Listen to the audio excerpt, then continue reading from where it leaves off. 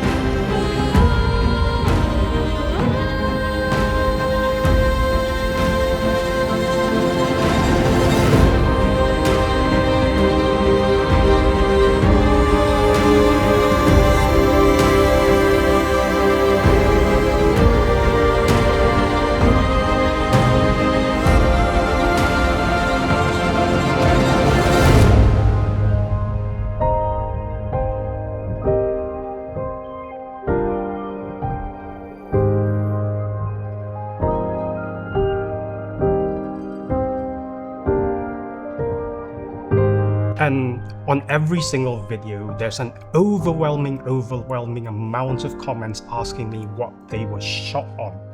Okay, just maybe one or two. But yeah, those were shot on this. This is the DJI Osmo Pocket 3. The camera was released some time ago. It's not the newest, biggest thing in the world right now, and I'm certainly late to the party. So I am not going to give you a review on the camera. There are loads on there. Instead, I'm going to show you my settings, my accessories, the accessories that I used to shoot those videos. Now, all the accessories that you're about to see in this video were bought by my own money. I went out and bought them because I needed them, apart from the 3-lens kit that Joel Camera gave to me for free to do a review, but I broke it. So yeah, I'm going to ask them for another review copy so I can do a proper review on them. Yeah, let's get right on it.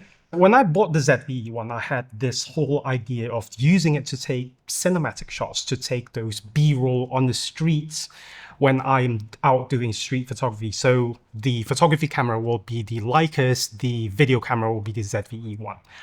But the ZV-E1 is still too big for me. Yeah, I sound like a complete princess, but that's what I think. So I did some research about what cameras I wanted to buy. I do have an Osmo Action 3, but then I tried using it. For the life of me, I can't get it to perform well in low light conditions. So I thought that, right, I need another camera. Yeah, always throw money at your problems. So I did my research and I decided that the Pocket 3 was the best option that I had. Here comes my first mistake. I bought the regular version. I bought the regular version of the Pocket 3. I didn't buy the Creator combo. I thought that I have the Rode Wireless Pro, I could use that. I have tripod legs, I could use that as well. I don't need the battery grip, so I might as well just save money and buy the standard package. I made a mistake. I should have bought the Creator combo because the mic is incredible. It's just convenient. You have a receiver built into the camera itself. The battery life is a bit lacking for me. I get maybe about 2 hours of solid shooting time on it, and then I miss having extended battery life. Yeah, it charges really quickly via a power bank, but it's just not quick enough. It's nicer to have a handle stuck on it and then you can just continue shooting. Is it better than the ZV-E1 or any APS-C or full frame camera? No, it's not. Unfortunately, it's not simple as that, but it is completely usable, as you've seen on the footage that I've managed to shoot with a few accessories that I'm going to show you later on. So yeah, here we go. Let me show you my settings, the settings that I use to shoot the videos. So I have two settings for this camera, which I've saved in C1 and C2. The first one will be my POV settings, which is shot in 30 FPS. Yeah, we can talk about, cinematic settings being 24 FPS or 25 FPS, but I like 30 FPS better because I shoot my talking heads in 30 FPS. And YouTube seems to like 30 FPS better. There you go. All right, tell me in the comments what you think about that. So yeah, I'm shooting in 30 FPS. Exposure would be manual. White balance is set at 5300 because I don't want to deal with shifting colors in auto white balance. Yeah, you can do the auto white balance trick where you put it in auto white balance and you switch it back to manual and the camera will detect the white balance and then you just go. But then I'm shooting in lighting situations that changes quickly. I go into alleyways, I go in under tents and what have you. So yeah, I rather set it at one setting and just go at it. Glamour effects is always off. The color is D-Log-M because I like to grade my footage. Focus mode is continuous. And then my image adjustments is sharpness -2 and noise reduction -1. The gimbal mode, because I'm using POV, is tilt lock. So when I'm crouched down, the camera still stays level, so it doesn't point downwards at the floor, which is the thing that annoyed me when I was using my action camera on my chest. So yeah, it's nice to have the camera tilt upwards when I'm crouched down taking low angles. Now let's talk about C2. It's the setting that I use for slow motion. It's the setting that I use for B-roll. It's the setting that I use where I take the Osmo Pocket 3 from my chest mount to handheld, essentially, and then shoot like so, doing cinematic movements or what have you. So settings on the C2. I'm shooting 4K 60 FPS. I'm not using the slow motion mode on this camera. I know I'm underusing this camera, so you can suggest some ways I can use it in the comments below. Exposure is again M. I am using the 180 shutter angle. Oh yeah, the shutter speed on the 30 FPS mode is 1/60th of a second, so it's still double the frame rate. I am shooting M, again, manual exposure. White balance is the same, set at 5300. Color is D-Log-M, so I can apply the same grade as well. Continuous autofocus mode. The only difference between this and C1 is the gimbal mode. Well, apart from the frame rate, I use the first mode, the follow mode, so it doesn't lock, so I can actually have higher angles and better movement of the camera. ISO settings for both is auto ISO set at 50 and capped at 800, so it's 50 to 800. And the exposure composition is always set at -0.3 for both custom settings. Now, let's get into the accessories that I use for the Osmo Pocket 3. The first one that you will need is an SD card. It's a micro SD card. The one I'm using is from SanDisk. It's a V30. I use 128 gigabytes. I feel that it's enough. I don't go for all-day shoots, but then when I'm going out traveling, I probably need more of these. 128 gigs will not be nearly enough for what I'm going to shoot. I think I need a few of these, probably about 4 of them. The memory card reader I'm using is the Freewell Memory Card Reader Pro, given to me again by Joel Camera. They're the recent distributors for Freewell, and yeah, for full disclosure, they're not paying me, but then they're giving me the products. I think it's amazing. The memory card reader reads both CF Express Type A and Type B, SD card, micro SD, what have you. I'll do a complete review on that product really soon. Now, this is essential. You will need ND filters if you're shooting outdoors because it has a fixed aperture. You cannot change the aperture on the DJI Pocket 3. The ND filters that I personally use are these. This is the Freewell 3-lens kit. It includes an ND8, an ND32, and ND128. I use the ND32 most of the time, and then when I got these, I started using the anamorphic lens a lot. I dropped it. There's a small little crack over here. It doesn't show up in the footage, but then a review on this lens is not fair. It's completely my fault. I dropped the lens, and yeah, the only thing that I don't like about these filters is that you will need to remember to remove them because they don't clear the gap between the lens and the gimbal in order for it to close. So yeah, that's the only downside of this.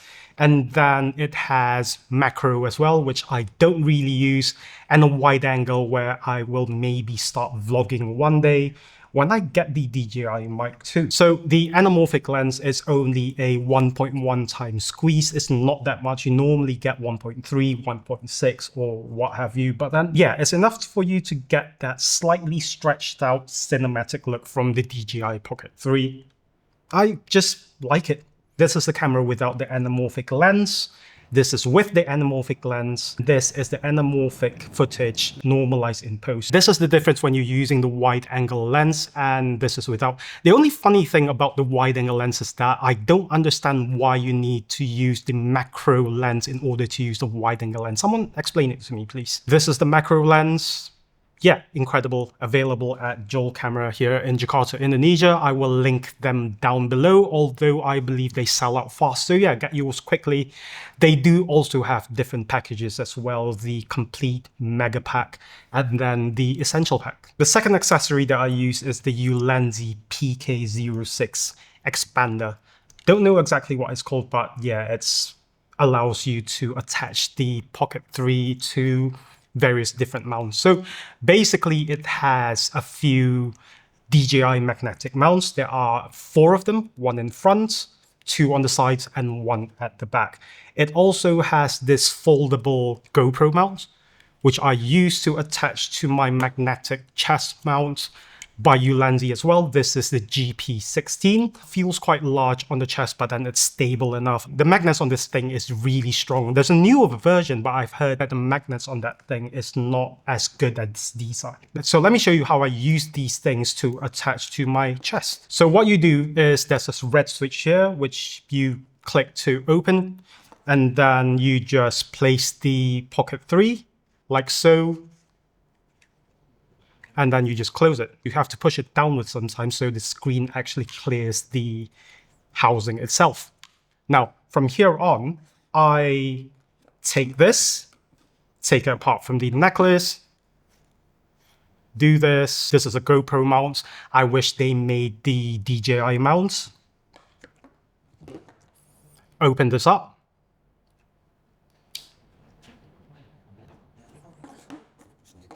Place it like so.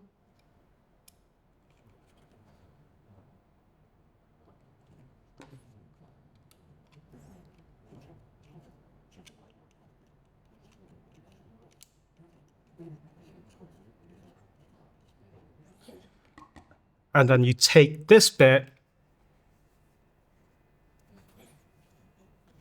put it under your shirt.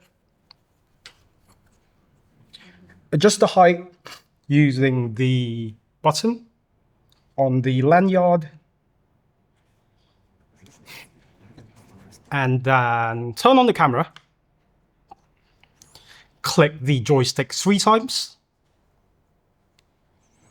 Stick it on, and off you go. The next accessory I use is the selfie stick from the DJI Action 3. So I use this not as a selfie stick, but as a makeshift tripod when I'm trying to do, I haven't done it yet, but then I will actually try to do it. So I take this tripod leg, this is a tripod leg from Small Rig, screw it on the bottom, you have a 1/4-20, and then this is extendable. Well, I mentioned earlier that the expander from Ulanzi has DJI mounts, so I can take this DJI magnetic mount, and then I have a few options from here. Basically, what I do is to turn it 90 degrees and then attach it to the back, like so. And then extend it and use it as a tripod, but I'm not going to extend it. It's stable enough, it's nice enough. Yeah, it just shakes a little bit, but then it's manageable. Let me show you different mounting points as well. So there's one in front, and 2 at the sides.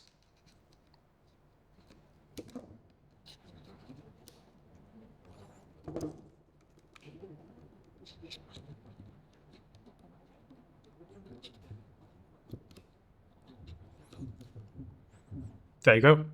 The problem with using this expander is that the original protector doesn't fit. So I needed to buy an alternative. And then the only thing that I could find was this by Sony Life. Now, let me be completely honest with you. This thing is a piece of shit. It feels very cheap, but then there's no alternative. So what it does is that you close this, wait for it to shut down. You place the screen and the camera like so, and then you close it. The problem is it leaves plastic marks on the camera itself, some white-ish residue which you can wipe off with your fingers or just use a blower to clean the camera. But then, yeah, Ulanzi, make an alternative for this, or Small Rig, make a better quality one, please. Let's talk about something really trivial, but very annoying. This thing. This is the bit that goes under the camera. There's also a 1/4-20 underneath, which allows you to attach your tripod underneath. The thing I find annoying about this bit is that I lost it for a while. I lost it for a bit. I couldn't find it. I tried buying it. It's not available. You cannot buy it. If it's available, it's very, very expensive. I cannot understand why. So yeah, DJI, please fix that. Please make it available. So yeah, that's about it. What do I think of the camera? I think it's one of the best purchase decisions that I've had. I think it's perfect for content creators out there. Quality is amazing, especially if you compare it to the Action 3. I don't know much about the Action 4, never tried that. I also hear that the Action 5 is coming out. What are the cons of the camera? I find the sensor size questionable. They market it as a 1-inch sensor. I don't think it is. I don't think it's a 1-inch sensor, but then quality is all right, so I don't really care. The mic, I thought that I wouldn't mind doing a bit of wiring, taking the transmitter, taking the receiver, putting it on the cold shoe, and then using a cable, a USB-C cable, and attaching this to the camera itself. I find it really cumbersome. Look at this. This thing is just a mess. I wish that I bought the DJI mic too. So yeah, that's been my settings, my accessories, and my thoughts on the DJI Osmo Pocket 3. I can't wait for the second version, the fourth version actually, of this camera. What it brings, maybe a bigger sensor. I don't think so it will make the camera too big. Is it the perfect camera? No. And oh yeah, I've heard that a lot of people were having problems with the screen, sometimes loosening up. I haven't had that problem and I've been using this thing often. I do have a screen protector attached here though. It came with the Freewell filters. And yeah, that's about it. So a few updates for those who are new and those who are my regular viewers. Ronin supply straps, they're going quite well. I've managed to sell them internationally for a reasonable shipping price. Thank God for that. I'm also going to release a few new presets in the near future. Eventually, I do take my time releasing my presets. And yeah, that's basically it. See you in the next one.